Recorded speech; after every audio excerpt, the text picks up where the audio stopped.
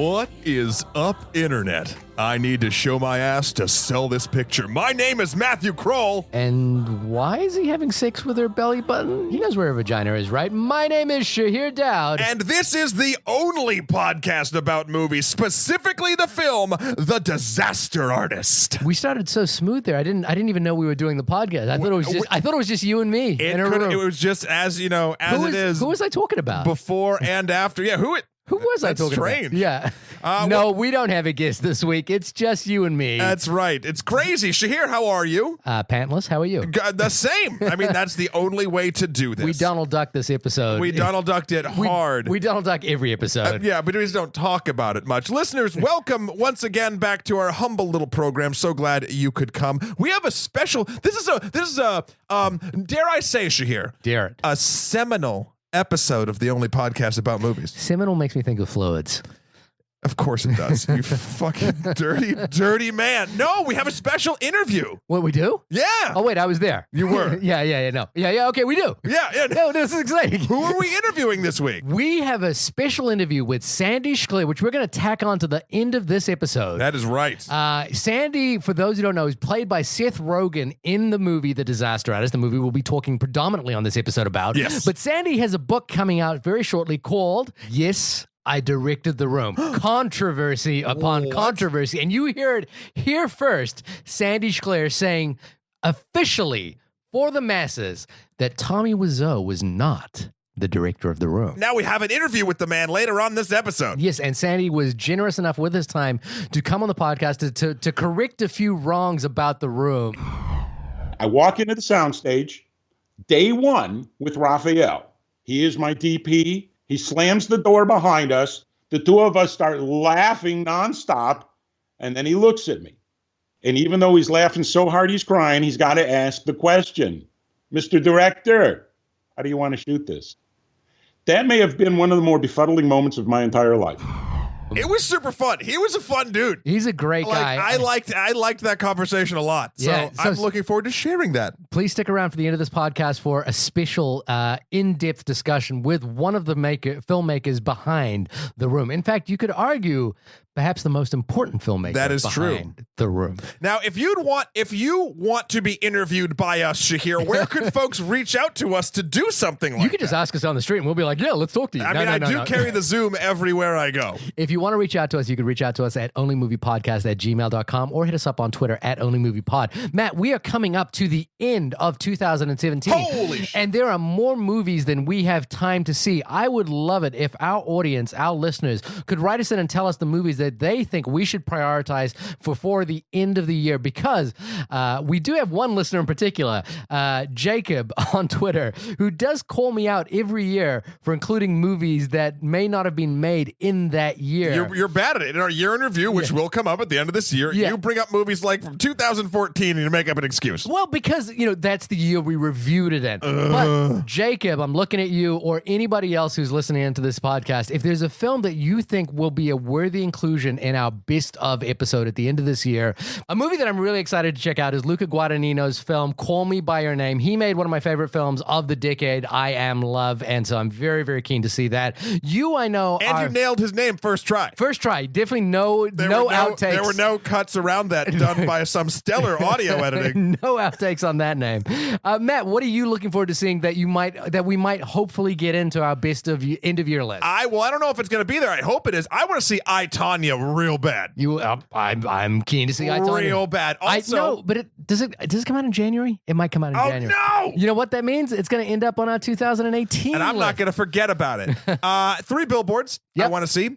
Also, I'd love it if people would write us in. I want to do a Christmas movie. We did Die Hard last year. I'd like to do a new Christmas movie, and I'm going to put a poll out there right now for the listeners. They can write in. So it's either North Pole. Yeah, North Pole. No, you fucking son of a bitch. It's either Jingle All the Way. Yep. Jingle All the Way. Yep. Or Jingle All the Way. Did they ever make a sequel to Jingle All the Way? If they did, it was like direct to video. I think it was Turbo Man 2. Oh, God.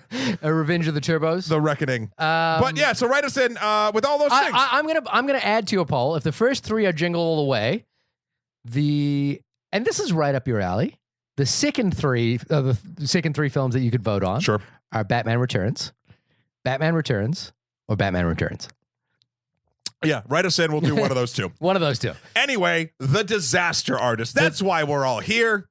We're here to talk about the Citizen Kane of bad movies as retold by one James Franco in arguably the role of his lifetime. Although I would have argued that his role in Spring Break has really defined him. I'm loving him in The Deuce, by the way. If you can check out The Deuce on HBO. He directed 2 episodes of that as well. Did he? Yeah. I did not know that. He is you can't look away. His performance is that good on The Deuce. He's really fantastic playing twin brothers. I've loved him in 127 Hours. James Franco has this interesting thing that he's obviously a polymath of some kind. Wait, a what? A polymath of some kind. What the hell's a polymath? I hope I'm saying the term correctly, but he's a person who does a lot of things. A polymorph? No, I don't know. He's not a Mighty Morphin Power Ranger. There's only one in the room. There's only one almost Power Ranger in the room, and I'm talking to him. Yeah. But he, doesn't James Franco holds like 3 master's degrees and a PhD or something like that? He is a savant. I will say that. I've always liked him and all of his stuff. I mean, ever since Freaks and Geeks, I was like, there's something to this guy. You've got to be the Green Goblin. You've got to be, or is the son of Green Goblin? He was Harry Osborn, and he gives one of my favorite lines in any Marvel or comic book movie when he just screwed over Peter Parker in a diner, and Peter runs out crying, and the waitress comes over, and as James Franco is eating pie, the waitress goes, "How's the pie?" And he looks so satisfied with himself. And he takes a bite. He goes, "So good." And it's just this beautiful, beautiful moment with that James Franco smile, and just loving that he fucked over Spider-Man. That's neither here nor there here, because he is playing Tommy Wiseau, whom I've been in the same room with and met, actually. Oh, really? How was that? He was at one of the screenings. It's exactly how you think it would go. We went to the Sunshine, which R.I.P. Sunshine. The Sunshine, the landmark Sunshine in New York City is closing down. Is closing, and can we let's? I'm sorry, this is a tangent. Let's do the in memoriam for the landmark Sunshine. Well, kind of, because the deal is I've had a lot of great movie going experiences, and then this is going to go into a bit of a guilt trip on my own. Mm-hmm. Like when I heard the Sunshine was closing, I was like, what? I was like, no, that's crazy. Like, what the hell? Like, I love the Sunshine. Yeah. And then in the back of my head, Devil Me was like, how many times you go last year? How many times have you been there? And I was like, well, once I saw The Room there, and I saw a couple indie films there on occasion, but not like enough. Like I feel like I could have done more, Shahir. One of my films played at the Landmark Sunshine at a film festival there. And I won the best film. There you go. Yeah. So, but now it's closing. Now it's closing. So now you can't brag about that when I'm talking about something else. You can't tie yourself into that thing that I'm trying to give a memoriam. I can't walk past that place and say I won best film here once. It's gonna literally be condos. It's gonna be gone. I won best film in those condos. Yeah, that person in 3C, they're living on my best film. It's sad, but again, it's the reality. Movie Pass is contributing to this. It's Starbucking, man. Yeah, I mean, unfortunately, indie theaters are a way of the past, but there are. I mean, Alamo Drafthouse is arguably not an indie theater. No, at this but point. It's keeping a little bit of the dream alive with the quality. Yeah, and the Nighthawk Cinema. iPix is another one. So, look, hey, if you're listening to this podcast, go out and see a movie at the movies. Even though the very last episode we did, we encourage you to stay at home and watch a movie on Netflix. Listen, don't do as we do. Do as we say. Say as we do, we do? No, I'm saying they shouldn't do as we do. They should do as we say. So if we said last week to stay home, do that. And if we say no, now go out, go see a movie, and see it at an indie film house that you like. Don't just go because it's there. Don't go to the movie theaters you don't like.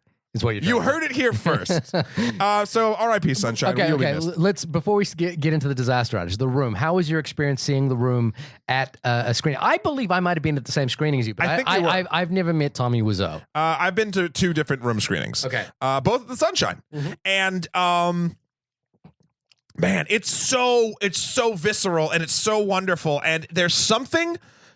What I love about it. And I truly believe this. I don't think anybody really knew at the moment of its inception what it would become or how it turned into what it is. Yeah. But it's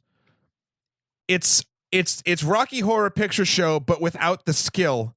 And it's literally like the sheer force of will that this thing just birthed itself into the world and money. And it's so honest in its shittiness that you can't help, especially in meme culture and in this free and open internet we can enjoy for the next 3 weeks. It's got it just can get your hooks in you, and you can chant go go go go during the super long panning shots. You can throw spoons every time you see the things. You could yell shut the door. You could run to the corner when Tommy's looking at the corner in that one scene. There's just so many interactive things that people can enjoy, and yeah, it's always been a wonderful experience. I love it when you're supposed to make a ruckus at a movie theater. Right. Yeah. And it is a truly interactive experience. Yeah. And probably one of the last great interactive experiences. Until the next one. There will be another one. It's just they don't come along a lot. Yeah, no, they don't. And I do love The Room. I do love seeing The Room. I love telling everyone about it. I have worked with someone who worked on The Room, and when he told me that he'd worked on The Room, I was like, wait, stop the car. You got to tell me everything. And he was like, oh, you're one of those people, aren't you? You grabbed the wheel. You put both your lives in danger. Yeah, I did. And but I have an uneasy relationship with The Room because, so here's an example. Do you remember the scene where Johnny is explaining how he ended up in San Francisco? Do you remember that scene? No. There's a scene where Johnny is telling everyone how, I think he's telling the psychiatrist how he ended up in San Francisco. And he's basically saying, or how he met Lisa. And it starts something along the lines of, so I was, I didn't have much money, and I was at a restaurant, and I had a check, and I couldn't cash it. And the moral of the story is Lisa paid for my dinner. And it was like, and it's like, it's the most, like everything in The Room, it's this completely incongruous, nonsensical story. And in screenwriting class, when I was teaching screenwriting class, I would always show that scene because I think it was a good example of seeing something that doesn't line up, that where the payoff to the story has nothing to do with the setup or the middle beat. And so I always bring that scene up as an interesting thing. Now, here's the thing is, when I do that, what we're doing as an audience is essentially saying, well, we're not this bad. We clearly understand the rules of storytelling enough to not do it like this. So I have this slight uneasiness about The Room, which is that I do love it. I do have a great time seeing it. I do genuinely enjoy the thrill of seeing it with a live audience who are all shouting the lines, that sort of thing. What I'm not as much a fan of, and is the kind of the cult of Wiseau, so to speak, or the kind of cheering him on when he comes into a room, kind of thing, or the kind, where, because what I'm not sure about is what the joke is and at whose expense we're having that joke. Now, I agree that there's certainly a visceral enjoyment of The Room. Sure. And you can have fun with it. It's a great experience to watch it, and it's like going to, comedy. It's a great comedy show. But the thing, and I want to get into this when we talk about The Disaster Artist a little bit, is at whose expense are we having that fun? I know I'm being the worst person in the room right now, which disagree. I'm being that guy who's like raining on everyone's parade. I don't think so. I think that's an important point. I can't believe I'm agreeing with you, but I'm going to do it. So let's put it this way. It's a definite at its core, if you want to get into the psychology of it, and I promise we will be talking about The Disaster Artist momentarily, but this all does tie in. Mm-hmm. The psychology of it is a very mob mentality. Right. So for instance, you know what I'll never do? Mm-hmm. Watch The Room by myself or with one or two people in my house. I'll never do it. There's no point. You watch for ethical reasons, or no, it's just uncomfortable. It's not really good. It's not really fun. Like, it's just like, okay, and it's boring. Right. But you get a group of people together, right, that all feel the same thing and turn that manic energy, granted, into something like positive is it's for the most part, but you're still mocking this thing a person made. Yeah. And it turns into, and it's a bit of a sort of like, oh, it's okay to laugh at this because everyone's laughing at it. And oh, now this person that made this, he says you're supposed to laugh at it, so I guess it's okay to laugh at it. Where, especially near sort of the end of The Disaster Artist, it gets into this, whether it's true or not. But I believe this 100%. This was not made to be laughed at. Initially, the room was not made to be laughed at. It was made, and you can say what you want about Tommy. I don't particularly like. I don't like that. I don't mind that people cheer when he comes in a room. Yeah, in a room, not a rum because I'm from New England. Yeah. What I don't like about it because I mean you could go either way. It's either Tommy's a mad genius, sure. I mean maybe. Yeah. Or he has borderline psychological differences for you and I, and maybe it's not fair to be turning the entire thing into a joke. Now, did he ride this entire thing to the bank? Sure, that's smart. That shows a certain level of smarts, but then how much can you take advantage? How much does all sort of cinema, especially independent cinema, sort of take advantage of various aspects of the people that create it? Yeah. So it's a slippery slope. I don't like, and the other thing I don't like in particular is people that constantly like quote it and think it's the pinnacle of humor. Like it's a type of humor and I enjoy it.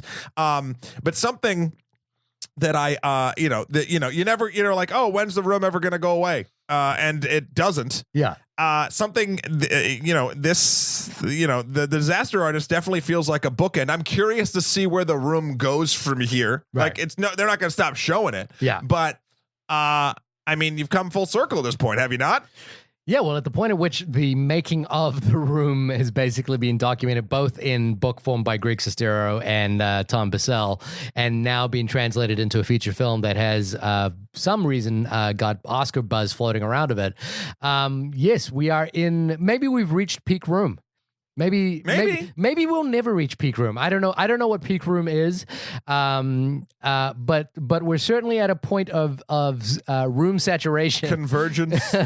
So Matt, tell us a little bit about what The Disaster Artist is about. Well, the IMDb description of The Disaster Artist reads as follows. When Greg Sestero, an aspiring film actor, meets the weird and mysterious Tommy Wiseau in an acting class, they form a unique friendship and travel to Hollywood to make their dreams come true. Dreams come true. True. That's, yeah. Yeah. He's not just a chicken. Cheep. Yeah, that's, well, okay. And do you want to go first? Do you want to tell me what you thought of The Disaster Artist? I liked it. I enjoyed my time there. I think Franco does an amazing Wiseau. I think his brother. It's always interesting when actors play boring characters, boring real life characters. Like I don't think Greg is particularly You mean Dave Franco playing Greg? Yeah. I don't think Greg as a human, and I've never met him. I just, based on the interviews I've seen in The Room and some of the excerpts of the book that I've read, he doesn't seem very, like, I'm not saying whether he can act or not currently. I'm saying, like, just as a person, like, it's not someone who I would call, like, entertaining. Like, right. So when an actor who has so much manic energy like Dave Franco does, plays a little bit pulled back person, like, I know he's doing a good job, but it's not that interesting to me. Right. I mean, he's playing like the awkward, lovable guy in this movie. Yeah. Who gets to date Alison Brie, which is wonderful as Amber. Yeah.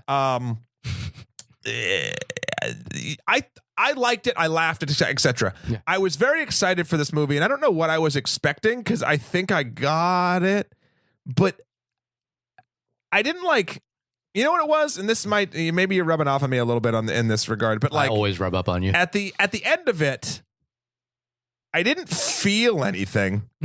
Like it didn't grab me. There were funny moments and some of the insight, true or not, that it gave. I was like, oh, whoa. Or like, oh, I never thought about that. Like it gave me those like sort of like, now I'm in the know, even though maybe I'm not. Yeah. But I didn't like when the room at the end, spoiler alert, they screen the movie in the movie. And when Tommy is upset in the film that people are laughing. Yeah. And then like it turns around or whatever, like I didn't feel bad. I didn't feel and Franco tries to do James Franco's directing the film as well. In both his portrayal and the direction, he's painting Tommy definitely as a conflicted character, whether or not you can like him or not, but also they're painting him in a you're supposed to, I think, feel for him, even though he's a bit of a psychopath. Right. And I never really did. Okay. I don't know. What about you? I'm a little bit. I'm stammering out here. I mean, overall, the other thing I'll say, sorry, is the filmmaking itself felt very cookie cutter, borderline. Just like this is boom, stamp film. Like I didn't see. And again, for this, you don't really need it. So why bother? Why start putting the cart before the horse? But like, you don't need like super technical mastery. You're doing a fun thing with your friends about a fun B movie that blew up. Like, but like, so there's nothing like visually that stuck out. There's no the soundtrack's great. Yeah, I was expecting to walk out of the theater and liking it more, but I just thought it was fine. Okay. Yourself?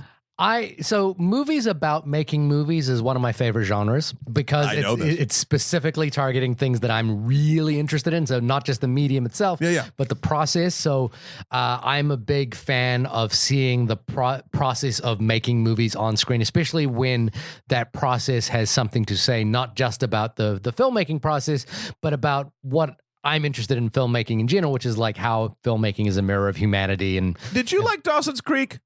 I liked it when Dawson made movies. Okay, and there's actually an episode of Dawson's Creek that I always reference, and it's when Dawson has to go to, I think he goes to like a film school weekend or something like that, and the very first conversation he has to have is about who his favorite filmmaker is, and he talks about liking Spielberg, and they're like, well, Spielberg's just some cliche, and he's like, why is Spielberg cliche? And I always like that scene. Yeah, I remember that one. Yeah, because I like Spielberg. Yeah, but.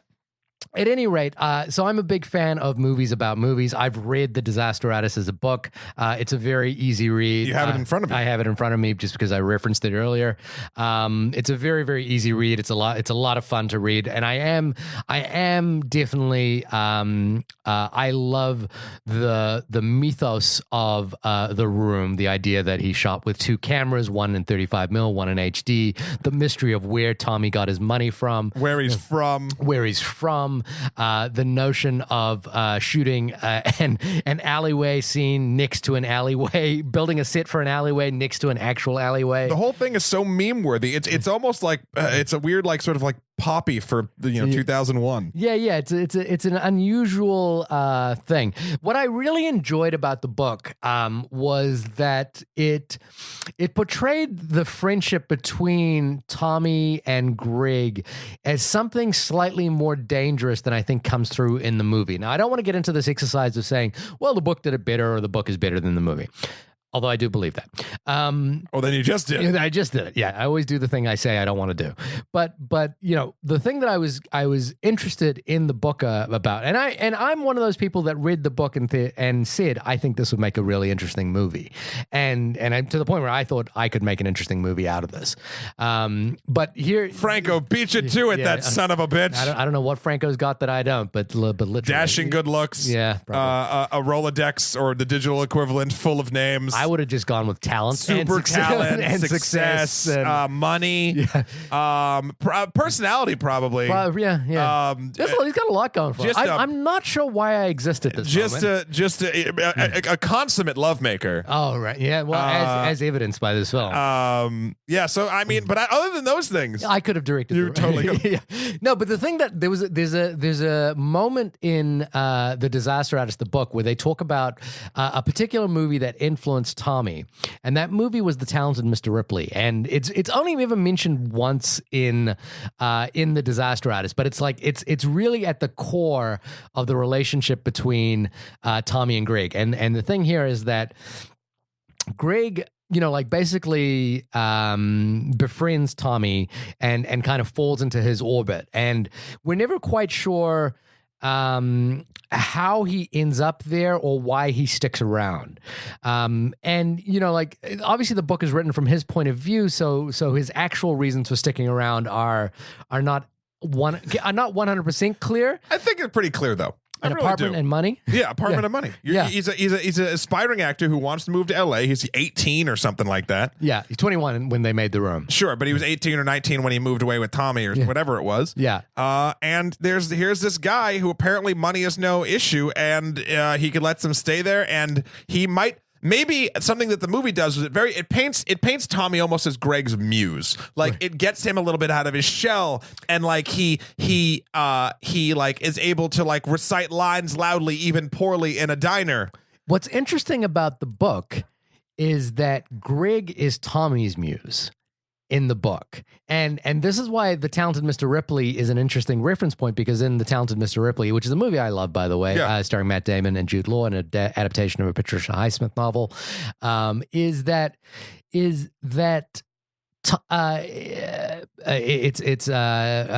Tom Ripley and Dickie Greenleaf in The Talented Mr. Ripley, but Tom eventually killed Dickie. Yes. And there's a moment in the book where Tommy, where Greg suddenly starts not fearing for his life, but realizing that the relationship that he's cultivated with Tommy has actually taken on a dangerous element. And there's a thing that I think that has been happening for a little while. I think it's to do with the release of The Disaster Artist, which is this kind of like couch psychoanalysis of what the room means and why what the room is actually about. A lot of people have done studies about have written articles about, who the thing in the room is that the room is a meditation on what it means to be an all-American guy from the point of view of someone who doesn't know what it means to be an all-American guy. But, he is a 9-to-5 worker who's just gotten a promotion, who has his future wife, that kind of thing. But it all starts going wrong. His future wife, you say? Yeah, his future wife, you say. But it all starts going wrong for him because nobody respects Tommy and Tommy, Johnny, in the film. And Johnny, nobody sees Johnny for who he truly is. And, it's not a far stretch to see, since this is an autobiographical, somewhat autobiographical film. And there's a scene in The Disaster Artist where one of the actresses, played by June Diane They're Raphael, on lunch. Yeah, on lunch, kind of does this sort of, couch psychology of what this film they're making means. And I think the book does an interesting job of extrapolating that in sort of interesting directions, where the relationships between Greg and Tommy becomes both dangerous and endearing.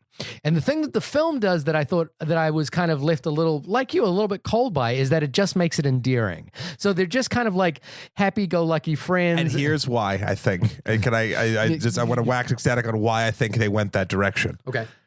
I think to make The Disaster Artist successful, you need Room fans and Tommy fans on board. From a monetary standpoint, to make this film make money. James Franco doesn't strike me as the kind of guy who would do a project just to make money. No. He's directed I know, a lot of movies at this point. But I'm not saying this is a cash grab by any means. This is a movie he wanted to make. Yeah. But I bet you he thought it'd be much more successful and fun if Tommy was on board. And he's been doing the circuit. I saw him on Kimmel. I saw them on everything, sure. etc. And there's nothing wrong with that. But I think what you lose in getting Tommy's sort of sign off on it is the ability to get to the darker points of the book that you say Greg sort of gets into, because it's not you in order to get Tommy Wiseau on late night TV and have it like. Do you think Tommy Wiseau is the kind of person who understands the nuances of something like he's signed off on the book? I think Tommy Wiseau wants to be seen in a positive light. So you think Tommy Wiseau is calling the shots on The Disaster Artist? I do not. I think that's a reason. I think from a creative standpoint, that's the reason they didn't go into sort of the more darker tones of where the book went. It's much different having a book written and a film made. Now, the film does get into some, there are moments where Tommy looks over to Greg and it seems a little unnerving, and there is a sort of, but it never takes that step. It puts its foot on the edge of the line and then just kind of steps back every time. I mean, and there is a startling scene which I think is the heart of what I want to talk about with this film, where it's the infamous lovemaking scene where Tommy is basically directing another actress to have sex with him on screen. The line that I came up started with, which was he's having sex with the belly button. And I think on display in that scene, I think Franco, again, I really like Franco in this movie. I think he does I think he does a really good job of like sinking into that role in a way that it becomes because it's the kind of role that can just be pantomime. It's the kind of role where you could just do an imitation, but by the end of it, he really has sunk fully into it. You feel like it's him. Like there's no question. It's not just a caricature of the man. It's not like Franco, because he's a consummate professional and very talented, just got in that dude's skin. But so this scene involves, I think, perhaps more so than any other scene, and more evident in the actual room itself, is Tommy's misogyny on full display. And it's a scene where it's Tommy's misogyny and his anxiety.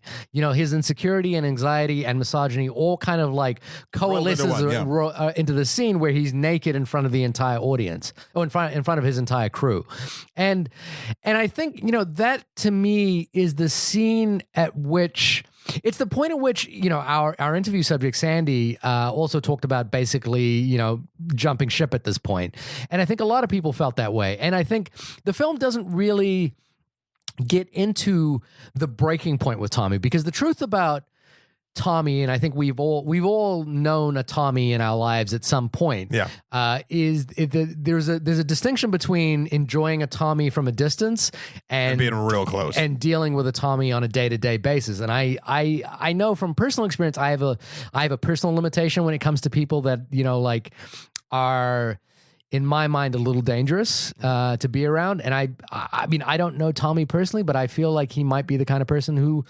you might want to be a little cautious around. Yeah. Now, he might be lovable, endearing, and just not in on the joke. And I've certainly met people like that as well. But I guess my overall disappointment, and I do want to say, look, take it for what you will. I've read the book. I know immediately that just puts you in a position where you know more than the film, or more story than the film can offer you. Sure, and I have not read the full book. Yeah, but you feel the same way, I think, as well. In that I don't think the film necessarily really goes to any places outside of treating this friendship as like an endearing friendship. It's a very safe movie. Yeah, unlike say a film like Ed Wood, which has Ed Wood and I've forgotten his name, the guy who played Bela Lugosi. Yep. It has Ed Wood and Bela Lugosi kind of like squaring off at each other, realizing basically challenging each other's existence as artists. And I'm not sure that this film does anything even remotely like that. Now, that's not to say, it's not, there aren't, like as I always say, pleasures to be had and there are laughs to be had. I would argue that seeing The Room itself is a more insightful experience. Seeing The Room with an audience is a more insightful experience, because the thing about watching The Room is, even if you're not a filmmaker, you can see the seams of that movie on screen. So seeing a film about the making of that movie, needs to do something more than just show you the seams. And that's what The Disaster Artist does for me. Yeah. I'll say one thing. I feel like I've been a little bit shitting on the movie. There was one scene that I did feel something, and it was Dave Franco. It's during the run-in with Bryan Cranston about getting a walk-on roles in Lumberjack and Malcolm in the Middle because he likes his beard. Didn't happen, by the way. No? No. So it's not in the book. It's not in the book. That's just another random sort of thing. That's just something they added. Yeah. It's so funny because the one moment that grabbed me was the thing that, but then he asked Tommy if he can have the day off. Yeah. He says no. Yeah. That actually happened to other people, and I believe Sandy might have been one of those people, according to the book. Now, Sandy will say something different about the reasons why he left the film, but in Greg Sestero's book, Sandy is one of those people, as well and as well as a couple other people who basically wanted to leave but weren't allowed to. Sure, but you feel this empathy because Tommy's like no, because he's mad. Tommy's mad in the movie about how Greg is spending more time with his girlfriend Amber, and like their friendship is being pulled apart, and there's that sort of like tearing me apart, Amber. Yeah, there's that single white female sort of momentish type sort of weirdness to it, and then he's like, you need to decide for yourself, Greg, and then the next day you just see him shaving his beard, and that was sad. Yeah, I think Dave Franco played that incredibly well, and that was the only time where I was like, "Oh fuck!" But interestingly, what that scene points to as well is something that I was really. Now, I don't fault anyone who worked on the movie for this or anything like that, but it was something that was just in the back of my mind reading the book and seeing the movie, and that is why stick around. And it's clear to me because here's the thing. Everybody's got a price. Everyone has well, it's not just that. It's because it kind of is, and there's nothing wrong with that. I'm not saying that as a derogatory thing. I have a price. Yeah, we both whore ourselves out on a daily basis for projects. I guess the thing is that I don't think the film interrogates that idea. And look, again, this film is enjoyable. It's a comedy. It's, like for people who don't know what The Room is or haven't seen The Room, it's kind of an oddball kind of look at like a film that goes bad, or a film that sort of, doesn't seem like it should have been made, but ends up being made. And I think that is interesting, but I don't feel like the film goes beyond that. No. And that to me is sort of problematic. Now I'm going to do so again, if Tommy was poor, I would be curious how many people would be able to, and maybe this is a sadder indictment on human beings in general, but if Tommy like where you're going. If Tommy was poor and unable to afford, making his film, I don't know how much he would get away with and how much we would know about him. We wouldn't. This would not exist if you didn't dump $6 million or whatever it was into it. Like it would, whatever the mystery is around how he got that money. And the other thing I wanted to bring up was something I was talking about earlier in terms of feeling uncomfortable with indulging with the cult of The Room, yes. Which is that at whose expense is the joke of enjoying The Room? Because as I say, going to see The Room is a really pleasurable experience. It is probably the most fun I've had at a movie, full stop. And I'm gonna be that person.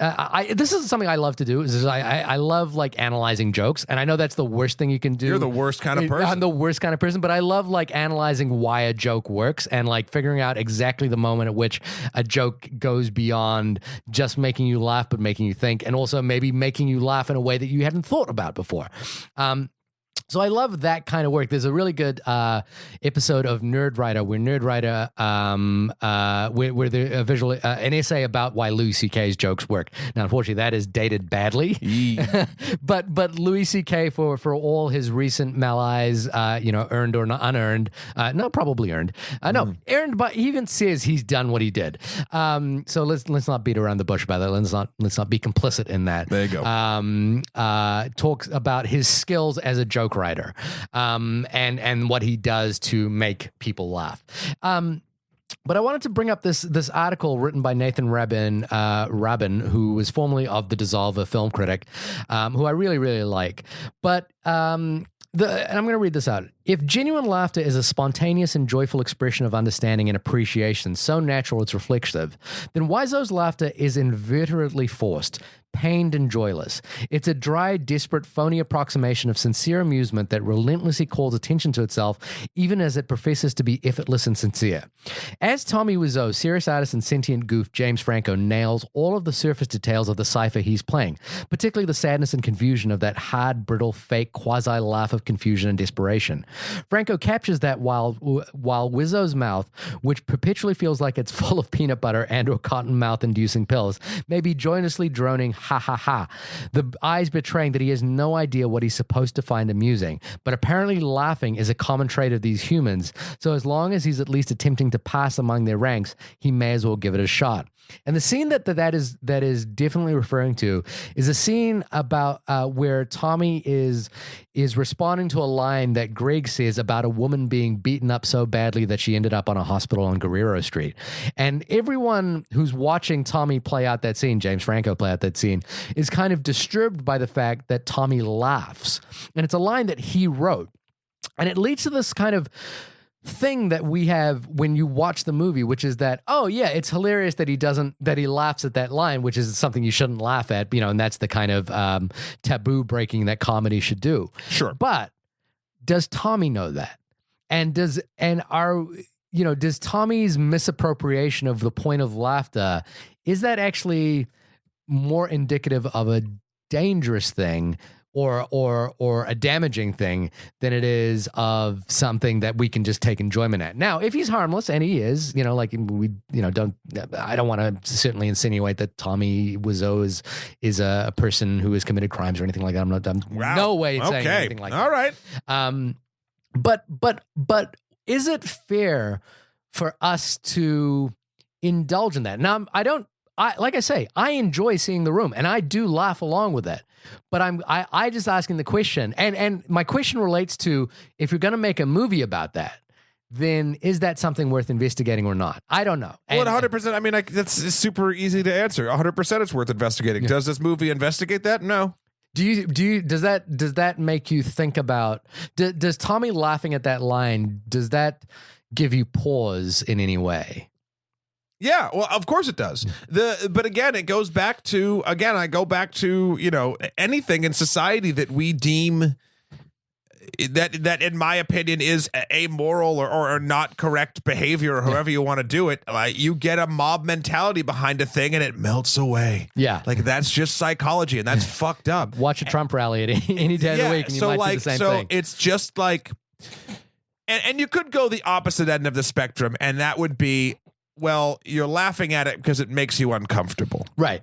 And you're trying to take the power back, or sort of, so to speak, of a moment that is kind of horrible, and you're trying to turn it around. Your brain is trying to turn it around, maybe even in a group mentality, in a mob mentality, so that you don't, and I'm not saying this is altruistic, I'm saying it's kind of self-preservation, so you don't have to look at it like you're like, oh, and you can kind of brush it off. I guess what I'm concerned about is we have definitely heard stories of people responding to social media bullying or whatever, or irreparable laughing in negative ways. Now, if Tommy ever, is Tom? I guess again, I'm asking questions here. I'm not proposing anything. I'm answering them definitively here. But is Tommy the butt of the joke here? Yes, and the reason that's okay is there's many of them, but the main reason is he bought it, he paid for it, and now he's selling it. Right. But now if Tommy... And now, again, let's go back. Let's go back to original question you asked. If Tommy was broke, and Tommy somehow made this movie and it was getting shit on all the time and whatever and blah, blah, blah, and he wasn't happy with the fact that it was getting shitting on or making lucrative money and no one saw it, then you're literally just making fun of someone whom, in my opinion, brain functions differently than ours. And I don't think that's correct. Right. But the fact that he has a high enough sort of functionality in our society to make money off of this, and he made it and he sold it. That's the bottom line. But what if Tommy tomorrow harmed himself because of backlash against the thing? I guess you're talking about. But there's not backlash. No, but hang on. The thing I guess you're talking about is presuming that we understand Tommy's feelings about this. And I guess for me... No, I'm saying his feelings don't matter at this point. Yeah, I guess the thing is that what we should presume is, like, how do we feel about it? And I'm not...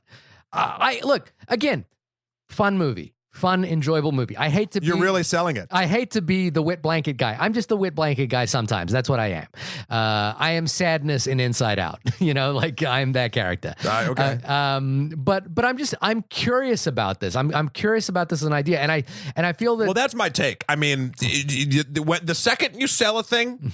You give up and you market it and you advertise it. I don't care if it hurts you on the inside, because you're doing a thing on the outside. Like, you're doing it. You've made a conscious choice. I guess I don't see it in binaries like that, because I think the world is a complex place, and it's a complex. And the thing is, I think it's a complex equation that's happening here when we laugh at The Room, because we're laughing at something that we don't understand and that we're not. And I think we laugh at it because it should be a failure, and we think we could do better. Yeah, and I think it makes us feel better. And again, that's a complex equation. That's reality television. That's exactly why people tune into nonsense stuff like that, or at least they did. I know it's obviously taking it back. I guess maybe the back end of this is perhaps why we are where we're at politically. That I kind of think about things like that. Whether we are analytical enough. Now, again, I love going to see The Room. I do. I think it is an experience that I highly recommend to anyone who loves being in a movie theater. It is the best experience of being in a movie theater. But go to that theater and then you think long and hard to yourself about why you're laughing and rip all the joy out of the experience by talking about it afterwards. Yes. No, it is. I know it's an interesting question. I 100% agree. That's where I stand on it. And people can take different. That's the great thing about philosophy. philosophy is you can kind of take it any which way you'd like and subscribe to many different ways that we believe humans interact, or what is morally right or not right, or it is even better, are there even morals? I mean, there we go. Yeah. But I think if you're a fan of The Room, I'll sort of get into my final thoughts because I really do want to get to this interview. I want to share this interview with everybody. Yeah. Final thoughts. If you like The Room and you enjoy seeing it in a theater and stuff, and you're familiar with it, go see it.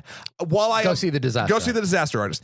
While I am morbidly curious about if someone who has not heard a lick of anything about The Room goes to see The Disaster Artist, I cannot, in good conscience, tell you to go see, in my opinion, The Disaster Artist. I'd love to hear what you think. Yeah. But I wouldn't say to pay money. Write us in at onlymoviepodcast@gmail.com if you have never seen The Room and go to see The Disaster Artist, or hit us up on Twitter at onlymoviepod.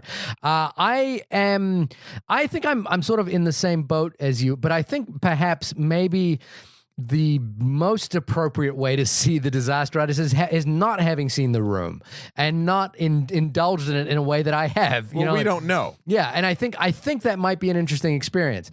But now you're being the mad scientist. Now you're being the person. You just want to know what that's like. I want to know what that's like. And because again, this is my favorite. This is amongst my favorite genres of filmmaking. Films about film. What's the name? Okay. I want to encourage you to watch a couple things, and I think these two films in particular will kind of engage in that question. One of my favorite movies about movie making is a documentary called American Movie. Oh, it's so good. Yeah, with Mark Borchardt trying to make what was the Coven? Yeah, the Coven. The Coven. He's trying to make the Coven, and it's a really fascinating, almost another example of like, is Mark in on the joke? You know, like, does Mark know that he might be the butt of this joke? And in many ways, I'm more comfortable with Mark because Mark to me seems slightly savvier about his position. And Todd Solondz, the filmmaker behind Happiness, did a portmanteau film a few years later called Storytelling, where he did a double hitter. Essentially, there were two short films back to back. One was about a documentary filmmaker making a film that his audience suddenly starts laughing at unintentionally. He didn't intend it to be funny, and it stars Mark Borchardt in it. And I think Todd Solondz is basically pulling, asking that same question. And again, now, I don't know. I don't think that's the kind of head trip that James Franco wanted to do with The Disaster Artist. And I don't want to play that game, which I'm doing, which is I don't want to do the thing which is review the film I wanted to see and not the film I actually saw. The film I actually saw has some fun laughs in it. I think Franco does an excellent job of channeling Wiseau, and I think my enjoyment in the world around The Room was cultivated by this film. So I think it does a really good job of that. My further depth of understanding about The Room and the world around it was not as enlightened as it was by reading the book. Yeah.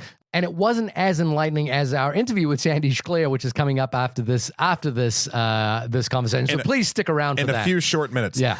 One other sort of thing about these sort of movies about making movies, or movies about eccentric sort of characters who make movies, is my friend Phil Healy and a couple other of my friends made a documentary called My Name is Jonah. Mm-hmm. And it is about a man whose name is Jonah, who I've actually had a drink with at a bar after the premiere of this, or a screening of it. Yeah. And it documents, you can find it at mynameisjonahfilm.com, or you can find the trailer anyway, and you can rent it, I think, on all the different aggregates. But it's a dude who's just obsessed with being sort of like a C-list sort of movie action star. Okay. And it's, again, you wonder, but also something, and again, these are documentaries we're talking about. Both American Movie and My Name is Jonah are both documentaries in the very sense of the word, and that sort of leaves you the freedom as an audience member to sort of make your own emotional judgments, where I feel like narratives really have to, and not to say that documentaries aren't crafted, but I feel like you have, but if something is a narrative, you have a complete leeway to really try to push your audience in a direction. and it's something that I didn't feel that that was really sort of done for the disaster artist. Yeah, I'm on board with that. Did we just become best friends? No, God, I hope not. Can we sleep on top of But you know who'd make a good friend and maybe even a good drinking buddy? Who's that? That would be Sandy. Sandy. And we're gonna let's name drop his book real quick before we jump back in, because I want everyone to check it out, and then we're gonna get to the interview. So Sandy's book, which is dropping in a few weeks' time, is called Yes, I Directed the Room, The Truth About Directing the Citizen Kane of Bad Movies. Look for it. I'm definitely going to be purchasing a copy of it to read. Sandy Schklair is going to be joining us right now for a few moments to tell us why he was perhaps the most important person behind the room. Here we go. Sandy, thanks for taking the time to join us on the only podcast about movies to talk to us about your book called Yes, I Directed the Room, The Truth About Directing the Citizen Kane of Bad Movies. That is correct. This is not released just yet. This will be coming out shortly. Come out in about a week, I think, Oh, wow. according to my publisher. Fantastic. Let the disaster artist come out with the book a week later. That makes sense to me. Sandy, could you tell us a little bit about how you got into the film industry, how long you've been in the industry, and where did I come from? Well, where you wanted to be when you started, when you were a young man thinking I want to be in the motion picture business. What were you kind of thinking about? That was not how it happened at all. Well, tell us. When I was a young man, I was in medical school. Oh, wow. And I stayed in medical school for quite a long time. That is an old story. Okay. I ran screaming from the emergency room and ended up in California, where I decided I wanted to make movies. And I just started from scratch at the age of about, I don't know, right around 30, 31. That's when I got into film. Wow. A little bit later in life, but still a young man. And obviously, if you were in the medical industry, one of the interesting credits on your name is The Devil's Rejects, the Rob Zombie film. Yes. So did your experience in the medical field kind of play into the films you chose to end up working on, or? No, but when I was at the emergency room at Cook County, Chicago. Yeah. And when they played on the TV show ER. Oh, wow. A pair of large hands grabbed me from behind and said, "Oh my God, this is where you ended up?" And it was my attending from my emergency room days. Wow. And he goes, I said, "Yeah, you too." He goes, "Yeah, I ran away also." And medicine is that's an entirely other conversation. But film rocks. I love my life now. Film rocks. Well, tell us a little bit about your life now then. Okay, so I came out here, didn't know anybody, called around. How do I get started? What do I do? How do I make this happen? I started writing. I sell the occasional screenplay. But I found that I had the perfect temperament for being a script supervisor. And so I've been a script supervisor for 26, 27 years. And it's been my experience on the films and the sets that I've worked on that is the God, if it was not for multiple script supervisors that I have had, the entirety of my productions would have crumbled. So that is always a role that I like to keep happy, and I'm always very thankful for. Oh, thank you. One of the reasons I took it is because it comes billed as one of the 2 or 3 hardest jobs on a film set. Yeah. To me, coming out of medicine, that kind of challenge really appealed to me. Yeah. Is there something I'm always curious about members of the film community that do the aspects that I would be awful at. Are there any sort of tricks or techniques that you've used throughout that like help you along the way in like a day-to-day, or is it just that you have like a mind like a steel trap and you can kind of remember all the continuity things and the things you need to, get through? Yeah, that second part. It seems to be a theme among all the top script supervisors. Yeah. We tend to have nearly photographic memories, which is what helped me in medicine. It's the same thing that took me through medical school. You need a really sharp memory for everything you're looking at, and you got to know filmmaking and editing so that as you're watching it, you know what's important and what is not, what matters and what doesn't. But I'll tell you, right from the get-go, there's only 2 things that matter in making motion pictures. 2 items only. Okay. Hit us. Story, performance. That's it. The rest that we all do, it's a comfort level. Spielberg would tell you the exact same thing. Story and performance.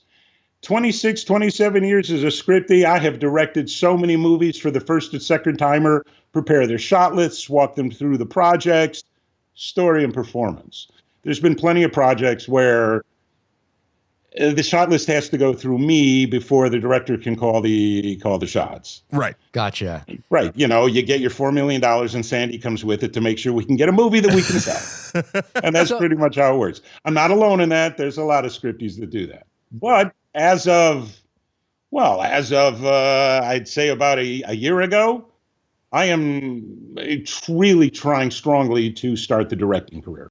I noticed that you've just directed a short film, and I'm presuming this is the beginning of your feature film career, although some would argue you've got a fairly long, storied feature film career behind you. Very strong... One of the big complaints you hear from all script supervisors, I am so tired of other people getting credit for my work.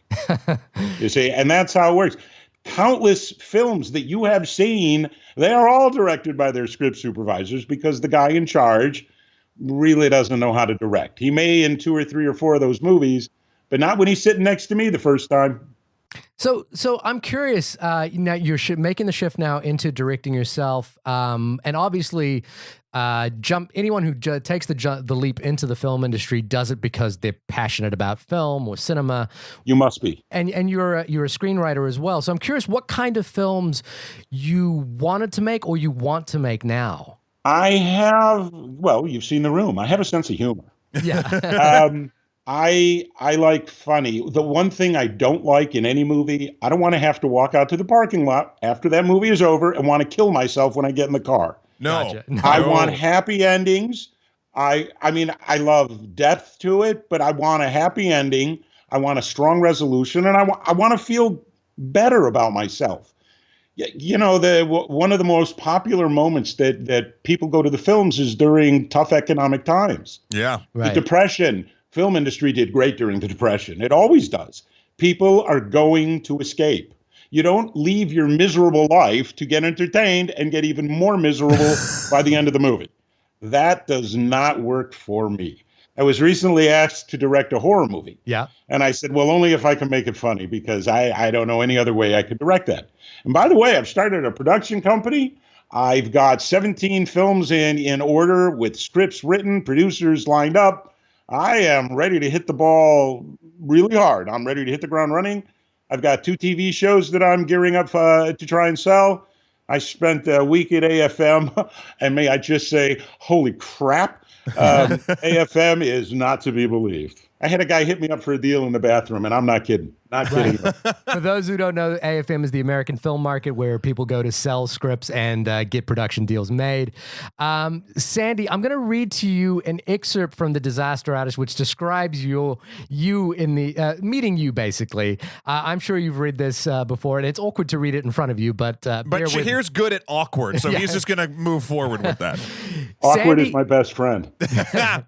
Sandy had 25 years of experience in film and television, most of it in the script supervising capacity.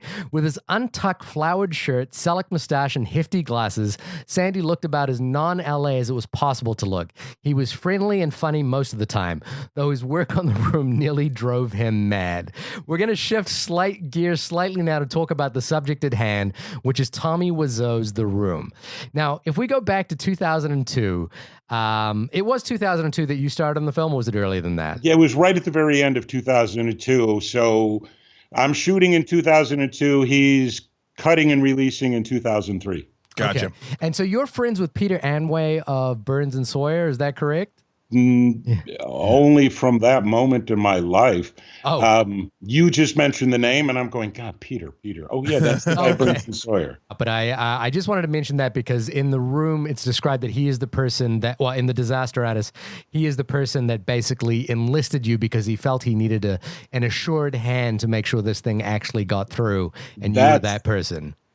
That's not true at all. Oh, really? See, well, tell us the true story. This is what my book is all about. Okay. You know, I spent 13 years listening to Tommy Wiseau telling countless lies about me online. I never responded. The cult world is a very dark place at times. You can lose your soul in there. I prefer to have a more legitimate career. The cult world. So I knew Raphael Smadra. I didn't really know anybody at Burns & Sawyer. They may have known me. I got a pretty strong reputation in Hollywood. Mm-hmm. But basically, Tommy bought the equipment. Yeah. Mind you. Yes. Bought. Tommy bought a giant pile of equipment that's going to be obsolete by next Wednesday. Yeah. And it was. And then he had two completely incompatible cameras fixed mounted on the same plate. I've spent 14 years still trying to figure out why he did that. And to this day, I have no idea. So in my book, and I would like to stress this, 14 years of lying, and I keep waiting for this to go away. I work with some really big hitters now, huge directors, and they all give me that funny look like, geez, isn't this ever going to go away? And I'm like, I keep hoping. But like Pacino in that last Godfather, they keep pulling me back in. I can't escape it.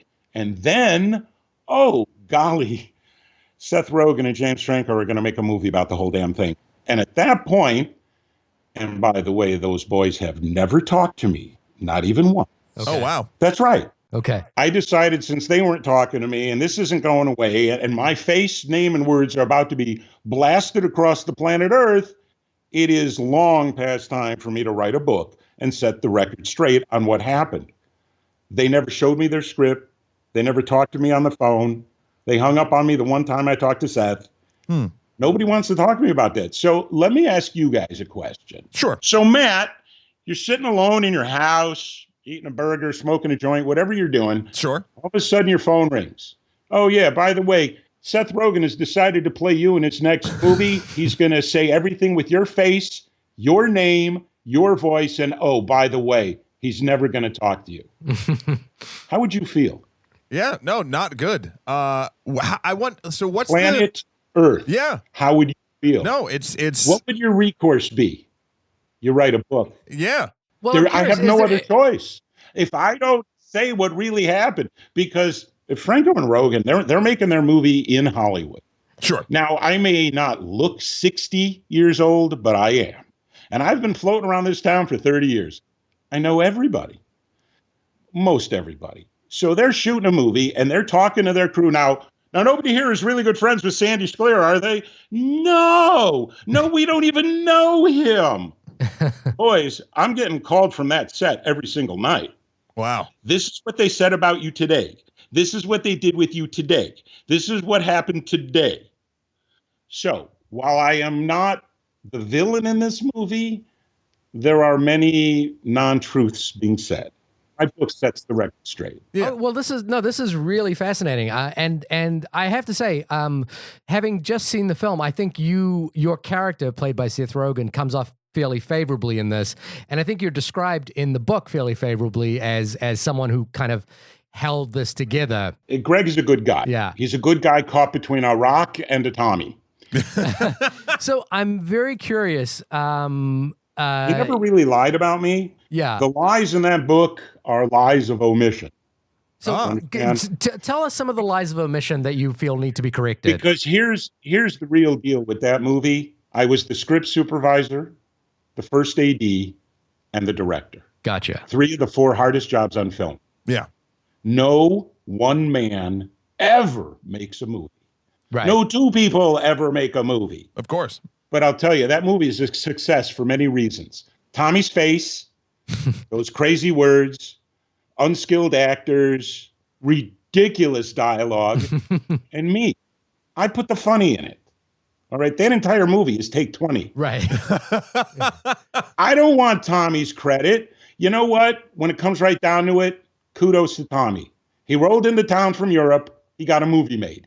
Do you have any idea how impossibly hard that is to do? Yeah. Yeah. Incredibly hard. Producer? Yes. Writer? Sure. Yeah, kind of. Actor? Well, I leave that up to everybody else. Yeah. But director? No. He never directed anything. He never once said action, never once said cut, never told actors how to act, never blocked a scene. Nothing. Even if you are making a high school movie in your garage, you still have to shoot it in a way that it can be cut together. Period. That's it. I did my job. I made it funny. And frankly, I never laughed so hard in my entire life. If you think that shit is funny on an 80-foot screen, oh, you need to see it from 3 feet away. You'll hate yourself every night.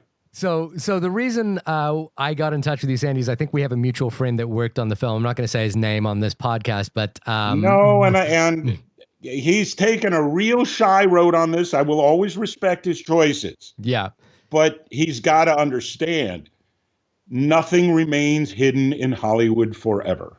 Gotcha. Eventually, he's going to come out, whether he likes it or not. Well, he's mentioned in the book to some degree. I mentioned his first name in my book, but that's it. Okay. And I love him and respect him. He's a great guy. Let's take a sidestep for a second. Anything. What do you think of The Disaster Artist, the book or the film? The book was not accurate. Filled with lies of omission. There is one photo of me, a little tiny one, up in a corner. You know, they must have had to work really hard to find that, to find photos without me in it. Gotcha. I'm in the center of everything at all times. Right. You know, Tommy even uploaded that. He's constantly coming after me. He uploaded a thing. There was an entire script. No, there wasn't. There was never a script. That script may have existed at his house, but there was never a script. I started directing that movie about 1 hour after meeting Tommy. Hello. I had 3 pages. I had an entire crew, except for a couple of people, all on their first movie. I had 6 actors that had never acted in front of a camera before. And then I had Raphael Smadja. Right. And that old man and I laughed our fucking asses off non-stop. But you still have to direct a movie. I devoted an entire chapter to how I ended up in that place at that time. And I'll tell you, there's a lot of guys like me floating around Hollywood. We are hardcore professional veterans. I swear to God, if the finger of fate had landed on any one of those guys, they all would have done exactly what I did. So I gotta ask. Wait, hang on a second. I walk into the soundstage, day 1 with Raphael. He slams the door behind us. The 2 of us start laughing nonstop, and then he looks at me. He is my DP, and even though he's laughing so hard he's crying, he's got to ask the question, Mr. Director, how do you want to shoot this? That may have been one of the more befuddling moments of my entire life. How am I going to shoot this? How am I going to do this? Anytime you hit a moment like that, my boys, the answer is rebel without a cause. Well, I gotta ask the question, and again, this is from The Disaster Artist, which written by Greg Sestero and Tom Bissell. The quote here is, years later, Sandy would claim to have directed the lion's share of The Room, which I don't think is in much dispute these days. But the quote that follows, I think, is an interesting one, and I apologize if it comes off wrong. You probably know the quote. I've heard them all. Yeah. But the quote is, Sandy would claim to have directed the lion's share of The Room, which is a bit like claiming to have been the Hindenburg's principal aeronautic engineer. And I'm curious, we mentioned our mutual friend who has shied away from having his name associated with The Room. Obviously, The Room is a major success, but is The Room something you want to be associated with as the director? Of course. How so? First of all, the Hindenburg was one of the most brilliant airships of its day.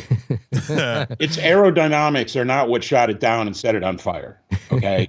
That ship was the state of the art. All right. But I understand Greg's meaning, and I sent him a lovely little email right after that. Okay, is it the worst movie ever made? Oh my God, no. The worst movie ever made is sitting in people's cans in their basements in Peoria, Illinois, and somewhere in Nebraska, and they never see the light of day, and there are millions of these. My movie?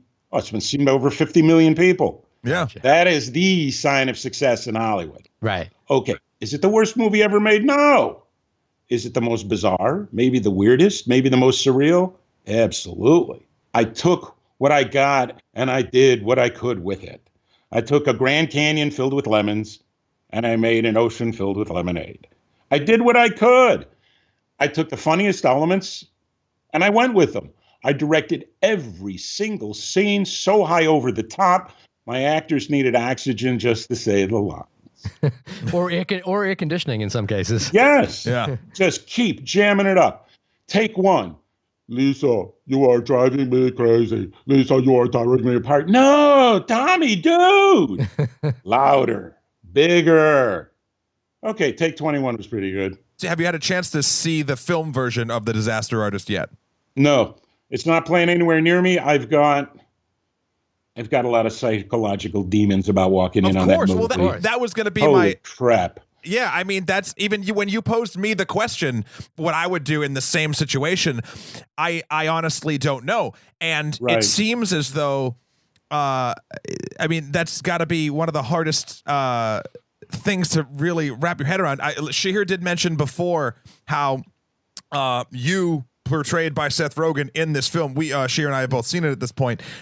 You definitely come off favorably and as a voice of reason. Thank you. That was less of a question, I guess, since you haven't seen it, and more of I don't know. I feel like, I don't know. You're an incredibly likable dude, and I'm loving this conversation. And I want to. I don't know. I just felt like I had a weird vibe where I'm just like, I want you to know that in this particular version of the book, anyway, this film version, you come off well. I do come off well. I am pleased about that. Still, it is a little, I don't know, mind-boggling, shocking that I could call Rogan's office 3 times, Franco's office 3 times, and be shot down, and nobody wanted to talk to me before they portrayed me. That is incredibly strange. Yeah, that's what I don't understand about the entire thing. To me. And I'll tell you, the word lawsuit has never entered my mind. Mm-hmm. I'm a Hollywood pro. I don't reach for lawsuits. Right. Gotcha. But I'll tell you, I've never done a film project or TV show in 30 years where the lawyers don't make us crazy vetting every name we're about to use to make sure they are cleared. Right. He's using my name across the planet Earth. The man never talked to me, never cleared it with me, never asked any sort of permission, nothing. The book is pretty fucking funny, though, because I respond to everything. Well, I'm excited to read the book, to be honest with you, at this point. The thing I'm curious about is you talk about the comedy of Tommy Wiseau, or the comedy of the movie itself, and how you brought the funny. I'm curious, the question that a lot of people grapple with when they go to see The Room itself, the actual film, is what is the joke? For me, what I worked off of, what I had, what to me seemed the key, and every movie's got one, because every single movie that's ever been made can be boiled down to a 10-minute Warner Brothers Bugs Bunny cartoon. Everything. So you got to look at what is the key? What is the hook? Oh, a piece of cake with the Rome. I saw it 10 minutes after meeting Raphael. I have a master's degree in clinical psychology. And he knows that, which is why he called me instead of the other 100 guys he knows. Yeah. He knew that I would take one look at Tommy Wiseau and find this all absolutely irresistible. And he's right. I saw that face. I heard that voice. Oh, my God, I have to share this with the world. Nobody is ever going to fucking believe this. And I did as best I could. So what is the hook? Everybody saw me making a comedy. The crew, the cast, everybody. In the meantime, I had a gentleman channeling Marlon Brando from Streetcar Named Desire every second of every day.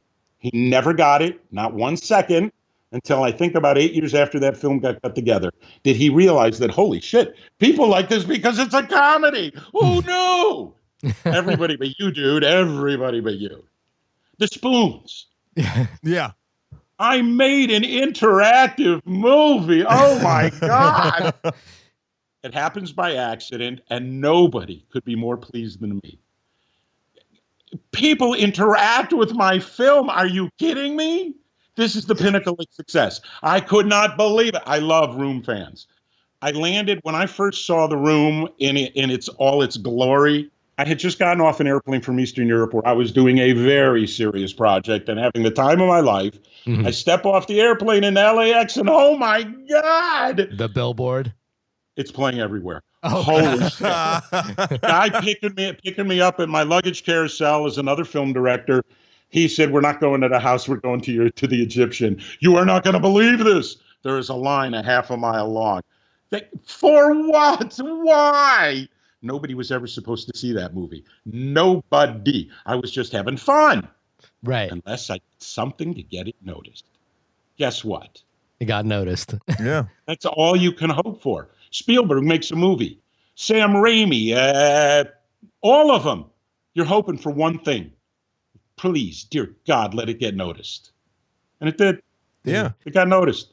Yeah, no, I mean, I have to say, going to see The Room with a live audience is a rare event. The best I can describe it is kind of like seeing the Rocky Horror Picture Show, maybe even more interactive. I was in Pittsburgh working on Super Ninjas for Nickelodeon. Mm-hmm. Yeah. And the owner of the largest theater in Pittsburgh calls me up.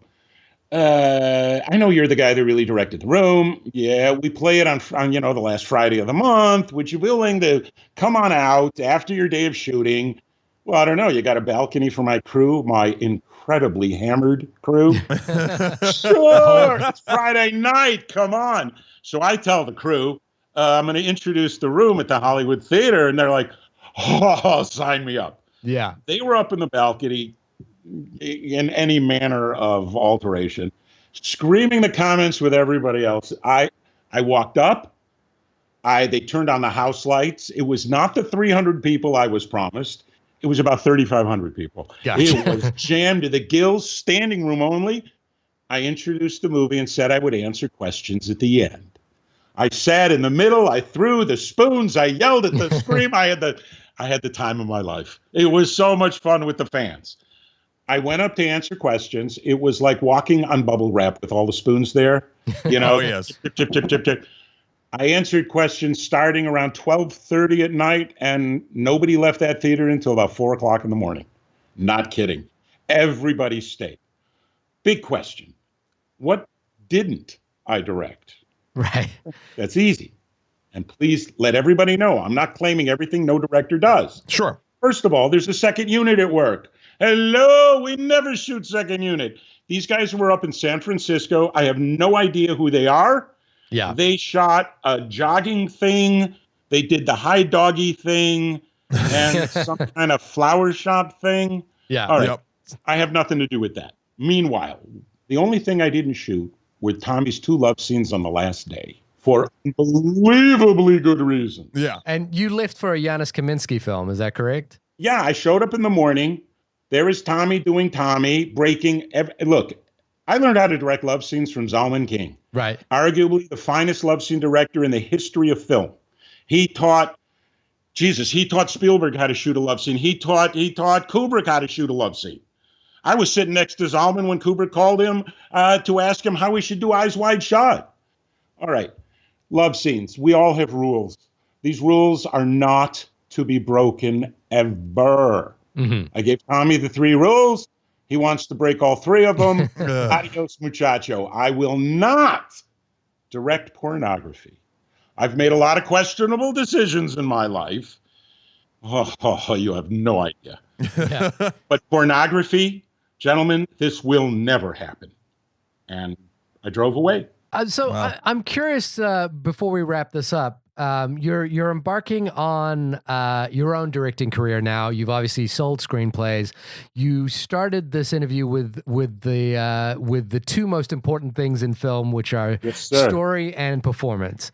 Never forget those. Now, I'm curious, and arguably, as I'm fairly sure it's fairly undisputed at this point, you are the director of The Room, arguably one of the most successful interactive films that has lasted far longer than most mainstream movies. That is more. Come on, how about. incredible is this? I mean, how incredible is that? You never know when it's going to happen. Nobody does. Yeah. Look at this. Holy shit on a shingle. Oh, and by the way, Yeah. let me just toy with your brains for a moment. All right. The absolute single funniest thing that ever happened on that set? Yeah. Nobody knows. And nobody will know because I'm not going to tell you. All right. However, if the day comes we're sitting in a bar and you're buying me a drink and I know there's no microphones nearby, I promise you'll pee your panties. I absolutely guarantee it. The question I'm really curious about is, now that arguably you've achieved an incredible amount of artistic success in having so many people love your film, what I'm curious about now is, do you think the projects you're about to start have either the same magic dust that was that was sprinkled across the room? Or what is it in your future projects that you think will be similar to what you achieved in The Room? The humor level. The insight. I'm telling you, after 30 years, and any guy in my spot would say the exact same thing, I am now, I believe, at the height of my skills. I'm 60, Hollywood for 30 years, script supervisor for 27. I've directed, I've written. I'd like to think that, for better or worse, I am at the peak of my skill set. The movie I want to direct in January/February is called Walking in L.A. It's an absolute true story. I've already got Malcolm McDowell signed on board, Michael Madsen, Mike Starr, Drew Van Acker, Paxton's son. It breaks everybody's heart. James Paxton, Bill Paxton's kid. I have Julie Benz. I have an excellent, excellent cast. Love Julie Benz. And that's only the beginning. We want to roll from there. It's a wonderful script. I can't wait to shoot it. The community of directors and Hollywood professionals, they will read my book. They will get it instantly. We have all been through this in one form or another. We all have our dark dog days that the projects we worked on the way up, and we all have a million stories. But hopefully that makes us better directors, better filmmakers, better writers. We have the skills. This Walking in LA is a good one for me to come out of the gate with. I believe it's very commercial. Think Hangover. Think drug, alcohol-fueled adventure. Nothing but laughs and entertainment. And because I insisted, being 60 now, I've woven in a message. A film is great. It's even greater when there's a message. Something. Yeah. In the middle of all the drugs and the alcohol and the party and the walking and the disasters, it says a wonderful little message about the state of the homeless in Los Angeles. Okay. And that works for me. Hopefully, I'd like to see any investor look at me, look at The Room, and say the one sentence that they all will. If he could do that for The Room, can you imagine what he's going to do for me? Yeah. I mean, it's true. It's an incredible calling card. However, I am the only person who's never made a dime off The Room. Which, yeah, that's the other. That's Well, the I other would side like of it. that everybody is profiting. Rogan and Franco, this is already getting the Oscar buzz. Yeah. Deservedly. I have heard comments on Franco's performance that I haven't heard in years, and my ear is to the ground. Mm-hmm. The film is going to be brilliant, and these boys are going to make millions, maybe even $100 million, maybe even way more than that. I don't get a penny of that. Yeah. My name, my voice, my face, my work. I don't know. I haven't asked for anything, but it just doesn't seem fair to me, does it? No. And I think this will obviously change with the release of your book in the next few weeks. The book, for everyone at home listening, is Yes, I Directed The Room: The Truth About Directing the Citizen Kane of Bad Movies by Sandy Schklair.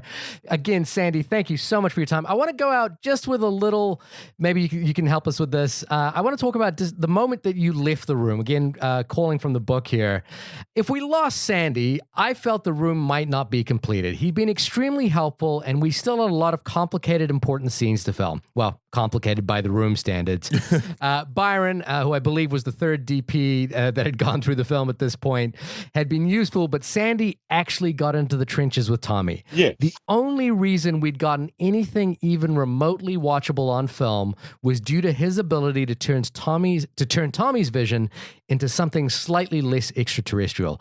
Sandy, I think you gave the extraterrestrial vision of Tommy Wiseau a human form, and you know what? Again, for anyone who hasn't seen The Room in a movie theater, it is a once in a lifetime experience.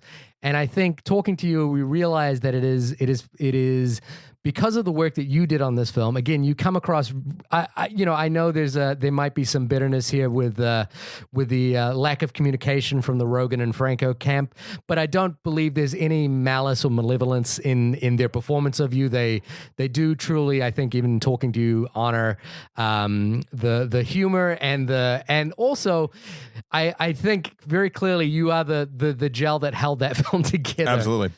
No matter what those guys did, come down to it, Franco and Rogan, they're filmmakers. They get it.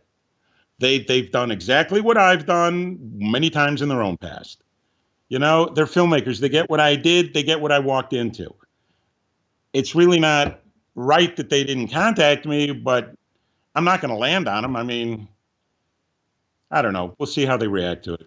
Yeah, I mean, and the book is a great sort of avenue to get, like as you said, sort of your side of this story out in the world, and hopefully, I have to. Yeah, I have to. Those reports from set, I know there were lies being told about me. Absolutely, that movie ends with a lie. So, I would like to set the record straight. Yeah, no, I think that's Sandy, good. just to take us out, what is your favorite memory from from working on set with Tommy, with Greg, with everybody on the room? What is the thing you come back to? All right, the last time I shot with Zalman King in Europe.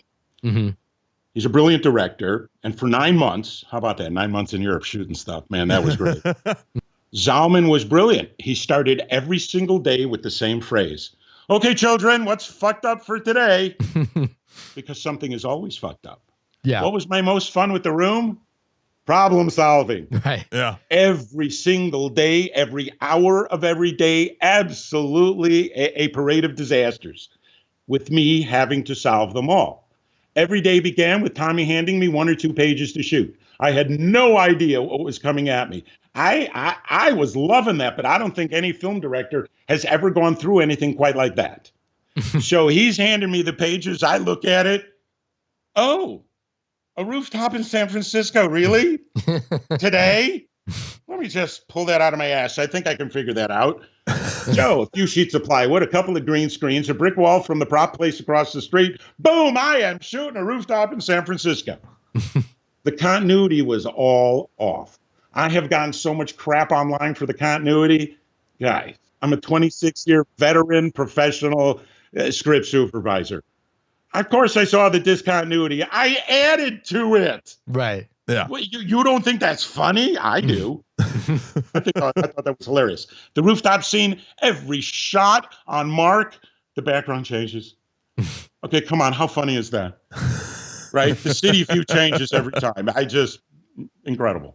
Anyway, this has been a lovely interview. Yes, thank you so much, Sandy. This has been incredibly enlightening, Shahir. Yes, I'm lost for words at this point. You guys are terrific. Anytime you're out in LA, if I'm working, come out on set. If you get out here, give me a call. I'd love to hook up with you, meet you for a cup of coffee or something. It'd be really great. Hell yeah, man. That'd be awesome. We will definitely take you up on that. Terrific. Thank you. So that was Sandy, man. Sandy, I'm definitely gonna take him up the next time I'm in LA. We're drinking. We're going to the bar, and I will buy that man a drink. Shahir, when we are not interviewing fantastically interesting and wonderful people, where can folks find you?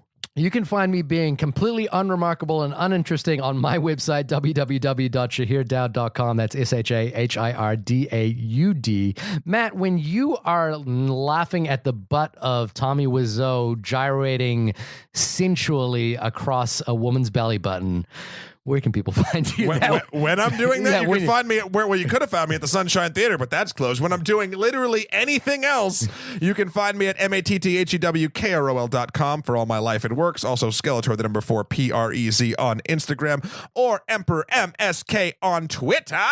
Please also write us in to tell us the movies that you think we should be reviewing before the end of the year. There's only a few weeks left, and what do you think would make our top 10 if we had to see it in the next week? And then we're gonna ignore you. Yeah, we're gonna completely ignore you. Yeah, we're gonna add a list of films that we need to see, and we're gonna go from there. Yeah, we're just gonna watch The Phantom Menace on repeat. Oh, it's gonna be great. Instead of The Phantom Thread, the new Paul Thomas Anderson film, which we have to see, we're just going to watch The Phantom Menace. It's the same thing. Yeah. I promise you it's the same thing. Anyway, thank you so much for joining us. Thank you for sticking around for this extra special, long, super fun edition of the only podcast about movies. We will see you next frickin' week. Hopefully. We'll be there. Really? Yeah. Unless something happens. Nothing's going to happen. I'm sadness from inside out. Something bad is going to happen, isn't it? You're just tearing me apart. Lisa. Shut up.